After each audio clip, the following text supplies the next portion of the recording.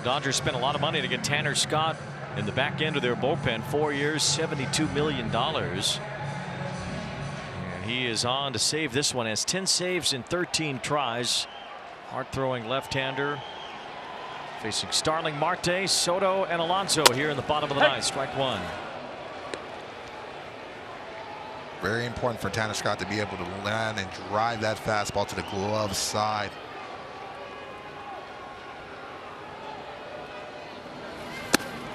Sets up that nasty slider down and into the right-handed batter. So that's a sequence that he goes to when he's locked in. Well, the Mets certainly familiar with Scott. His first opportunity as a closer came when he was with the Marlins. He has a .582 ERA in his career against the Mets. All in. It's the inside corner there. 1 ball, 2 strikes on Marte.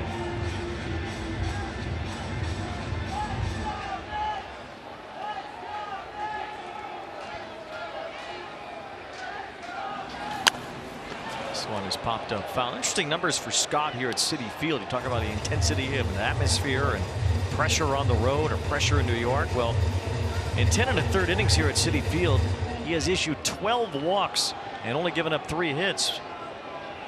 Well, some environments, some ball clubs have your number for whatever reason, and after a while you remember and it gets in your head. And there's a base hit for Starling Marte. So Tanner Scott, who's had his troubles here in Queens, allows a leadoff hit. See if the Mets can get it going with some of their big hitters coming up. It's Juan Soto striding to the plate now. Marte did a good job of getting that fastball out over the plate and really shortening that swing to get on top of it and hitting it through the hole. He's handled Scott well. 4 for 10 is Soto. And Mets hoping to have some life here in the bottom of the ninth. It's their first hit since Taylor singled in the 5th inning. Soto is hitless tonight, 0 for 3. Has hit into a double play. He's bounced out to the pitcher, and he has struck out.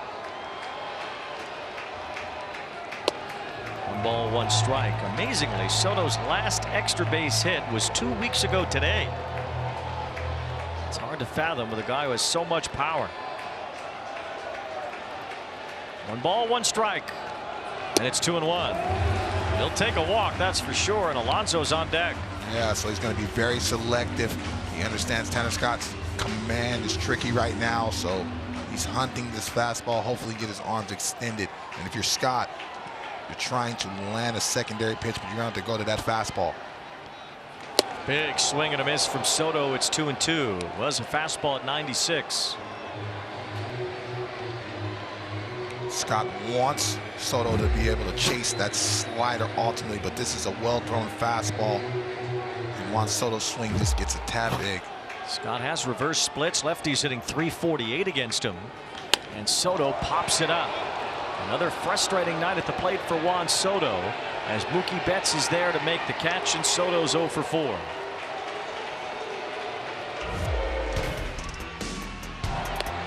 The fastball trying to get ahead of the count, and all of a sudden now he goes to the slider. Scott's trying to get him to chase a pulled fastball to the other batter's box. This one was thrown with conviction, and then all of a sudden goes right back upstairs, and Juan Soto just runs out of bat. And that's a pitch to me when he's locked in, Wayne. He drives that ball to the Geico sign. Strike to Alonso, has an RBI today on a sac fly. That was a weird play with Muncy being called for obstruction. Alonso now 60 at bats without a home run, the longest home run drought in his career. That's in terms of just at bats. In terms of games without a homer, 15 is the longest he's gone without one, and this would be 15 if he doesn't hit one tonight. 1 ball, 1 strike on Alonso. And Scott misses with ball 2. Scott has allowed 4 homers this year. That's already his most in a season since 2022, and he gave up a couple the other day against the Diamondbacks.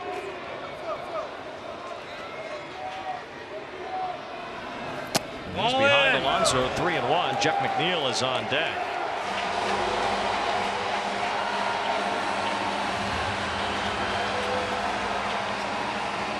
As far as the Mets bench is concerned, Mark Vientos would ordinarily be available, but he had ab soreness before the game. We don't really know if he is available or not. He was scratched from the lineup. 3-2 on Alonso. Let's also have Luis Torrens available on the bench, but they would have McNeil bat next. And the count here, 3-2 on Alonso. All in. That's ball 4. So Scott has allowed a couple of base runners. And the Mets now will bring the tying run to the plate here in the bottom of the 9th inning. Scott trying to double up with that breaking ball. He got one 3-1 and tried to land another one 3-2. And Pete Alonso did a good job of not chasing that because he was hunting the fastball once he got ahead in the count. Here's McNeil, one-time batting champion in the National League. Remember, he beat out Freddie Freeman on the last day of the season here in 2022. And there's Edwin Diaz in case there's a 10th inning tonight. The Mets are getting their closer revved up. Tying run at the plate in a 5-2 game. Oh, no. It's ball 1 from Tanner Scott.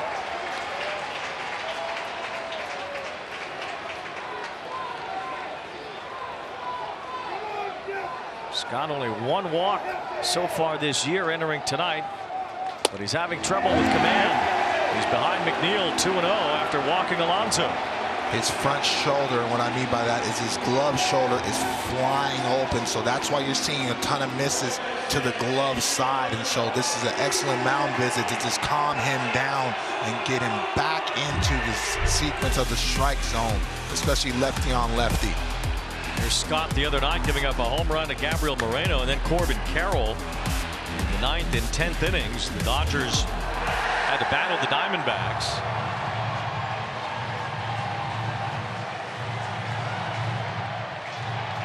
Jeff McNeil homered off of Tanner Scott in the 9th inning a couple of years ago, and Scott was still with the Marlins. McNeil has the count in his favor here, 2-0, representing the tying run. Had a big cut. He was looking for that long ball. Trying to tie the ball game with one swing, and I'm not mad at him, especially working the count in his favor. And here's Scott. That's a fastball right in the heart of the zone.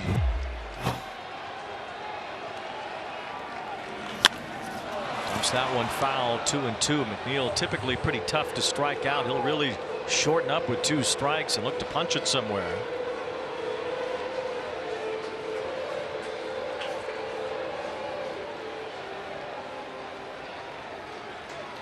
Marte's at second base, Alonso's at first. Mets trying to fight back late in the bottom of the 9th. And McNeil lines one. It's fair down the right field line over Freeman. Marte rounds third and scores. Alonso's being waved home. McNeil's heading for third. It's a 2-run triple and a 1-run game.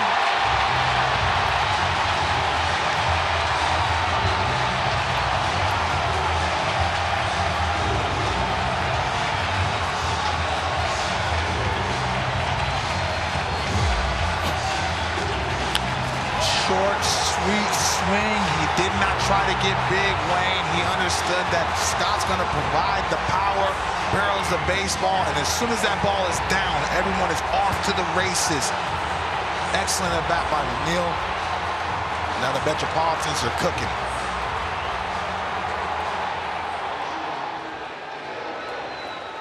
It's a triple for Jeff McNeil, bringing home 2 runs. Remember, McNeil didn't even start this game.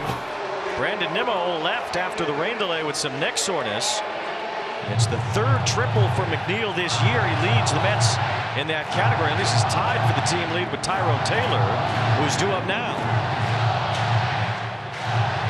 And the fans who have gutted it out for the last 4.5 hours here at Citi Field are trying to will the Mets back as they have scored twice in the bottom of the 9th inning, and now the Dodgers bring their infield in with the tying run. McNeil at third. It's Tyrone Taylor 1 for 3 with a base hit. Ball 1 from Tanner Scott. Well, this evening, from a pitching standpoint, after Kershaw could only go 2 innings, started to work out pretty well for the Dodgers. Now Tanner Scott having issues.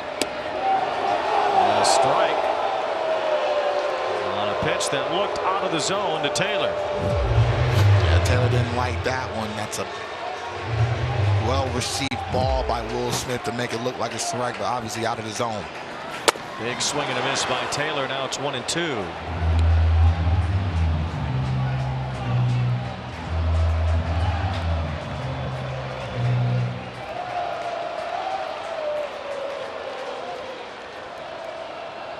Line drive, that's a base hit, and the game is tied. McNeil scores. Taylor's on his way to second. Now he'll go back as Hernandez gets it in, but the Mets have roared back in the bottom of the ninth. They've scored 3 to make it 5-5.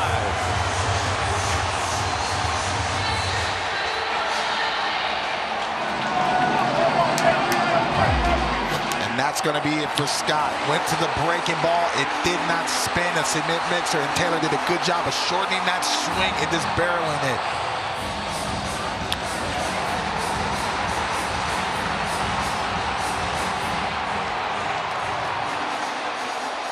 Tanner Scott only records 1 out. He gives up 3 runs and the lead. Alex Vesia will come in for the Dodgers.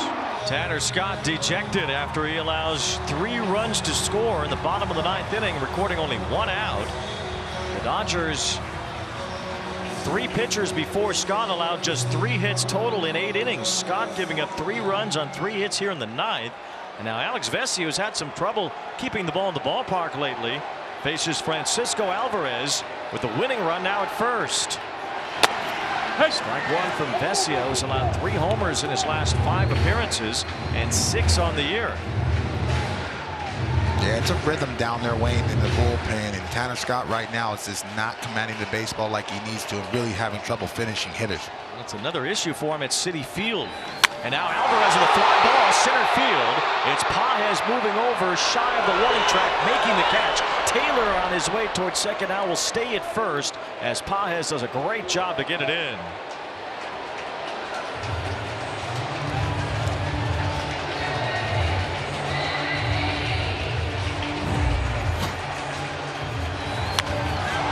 Vesia challenging Alvarez with the fastball, and he went to that big man part of the ballpark. Very difficult to drive a ball out there, especially in this cold night. 2 outs. Brett Beatty homered earlier, facing a lefty here at Vesia. Another clear sign that Mark Vientos is not available tonight. As Vientos not batting here. Yeah, there's been a couple situations where you could deploy them if he felt a little bit better. And abdominal soreness. Remember, Nimmo left the game, so the Mets only really have 2 players on their bench. One of them the other catcher. There's a line drive, base hit for Beatty. Hernandez playing deep and right, so Taylor will make it to third base easily. As Hernandez gets it in, Beatty singles, and the winning run now at third base with Luis Angel Acuna due up. And with Acuna's speed, this infield is going to have to be on their toes. But Beatty, lefty on lefty, nice piece of hitting on Vesia. And again, you're seeing the lefties not try to do too much and not overswing. They're just barreling the baseball and just keeping the line moving. And right now, they got the Mets fans on their feet. 3 runs, 4 hits in the bottom of the 9th, and it's Acuna looking for his first career walk-off RBI and a 5-5 tie in the 9th. Beatty takes off for second, so that'll put a little more pressure on the Dodger defense to get it out at first, potentially on a fast runner in Acuna.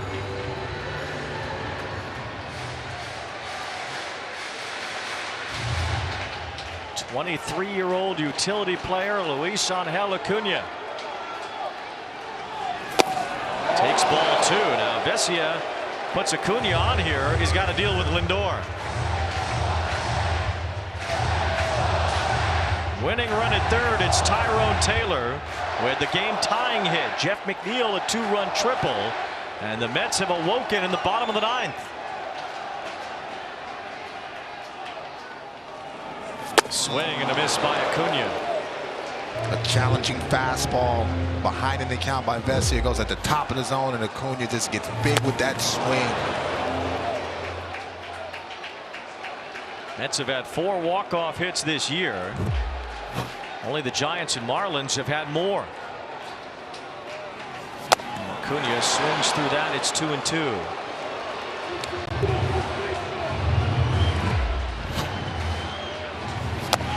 Excellent fastball, inner half by Vesia.